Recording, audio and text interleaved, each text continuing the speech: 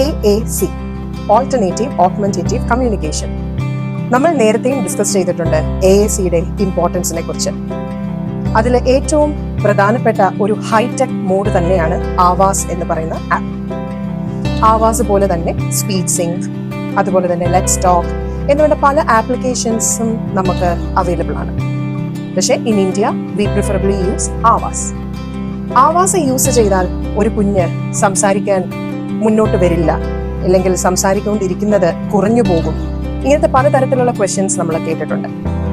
ഇന്ന് ഞങ്ങൾ ഇവിടെ കാണിക്കുന്നത് സ്പാർക്ക് റീഹാബിലിറ്റേഷൻ സെന്ററിൽ ഡേ 1 മുതൽ നമ്മൾ ആവാസ് ഇൻട്രൊഡ്യൂസ് ചെയ്ത ഒരു കുഞ്ഞിനെയാണ്. Take the green. Count. How many are there? Count. 4. No, we don't know. Count it. 1, 2, 3, 4, 5, 6, 7. 7. Pictures. 7. Green. 7 green. Yes, we got 7 green. We are going to. Beyond. Core words. We are going to Opposites. put it.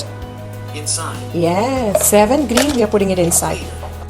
Whose turn it is? My turn. My turn. Come on, count. Clear. Keyboard. Count. 7. No, it's not 7. Count. 1, 2, 3, 4, 5. 5. Pictures. Category. Colors. Purple. 5 purple. We are going to put it. Clear. Top. We are going to put it. Back. Put it back. Inside. Put it back inside the box. Very good. Okay. This particular boy, നമ്മുടെ അടുത്ത് വരുമ്പോൾ അവന്റെ communication intent just കുറച്ച് pointing മാത്രമായിരുന്നു.